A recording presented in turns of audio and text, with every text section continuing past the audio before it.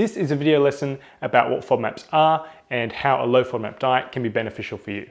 This particular video is from one of my online programs. You can find out more information about that in the description below this video.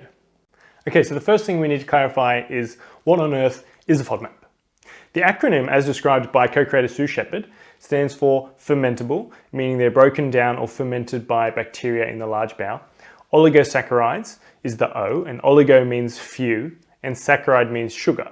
So these are molecules that are made up of individual sugars joined together in a chain. Now disaccharides, di means two, this is a double sugar molecule, and monosaccharides, mono means single, so this is a single sugar molecule. And then the A is for and the P is for polyols. Now these are sugar alcohols, not to be confused with ethyl alcohol, which is what makes you drunk, but sugar alcohols are also a FODMAP.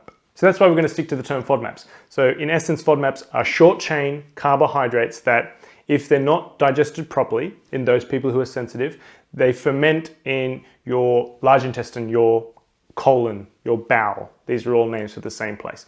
And when they're fermented, they draw gas and water, and it starts to cause the symptoms of IBS. Someone who is intolerant to one or more of these FODMAPs is going to experience some pain, bloating, visual abdominal distension, potentially diarrhea, potentially constipation, and other gastro-digestive related issues when they eat these FODMAPs. Now, to see the mechanisms of action, what I just said about FODMAPs in the large intestine and being fermented, Monash actually made a really great animated video of this, which I've embedded below this video. So definitely watch that after you watch this video.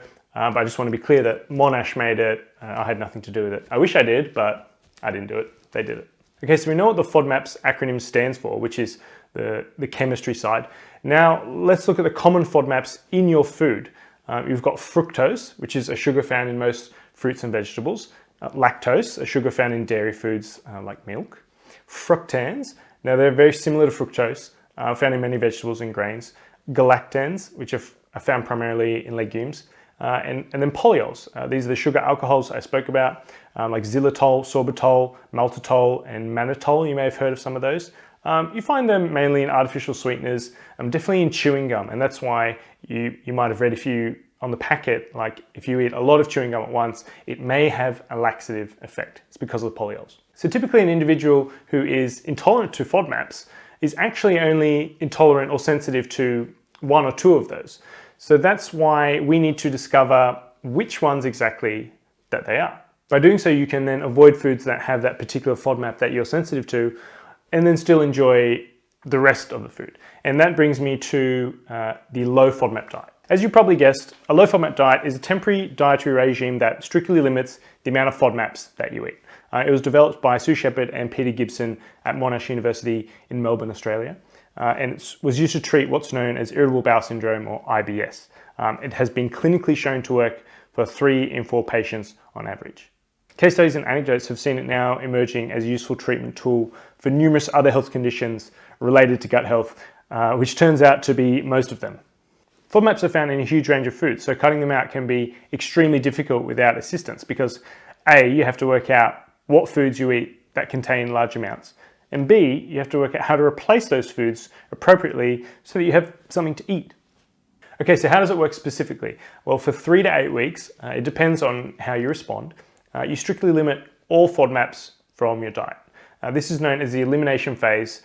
There are no cheat days, okay? Now, the idea is that with all the FODMAPs out of your diet, it gives your gut bacteria a chance to correct any imbalances, and your gut has some time to heal if there's been any damage. Now, after this, you then begin the reintroduction phase, reintroducing each FODMAP type one at a time to see what triggers symptoms. For example, you may first reintroduce fructose, which is a type of sugar, for 1 week. If you have no symptoms, you may then reintroduce lactose 2, and so on and so forth. Then once the trigger FODMAPs have been identified, you will know what you can and cannot eat, and you can return to a regular way of eating, more or less. Now, this program focuses on the elimination phase of the low FODMAP diet.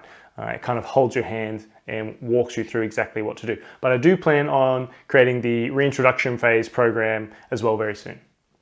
If you enjoyed that and found it useful, I invite you to access some of my other free FODMAP resources, such as complete food lists and meal plans, You can find links to those in the description below this video.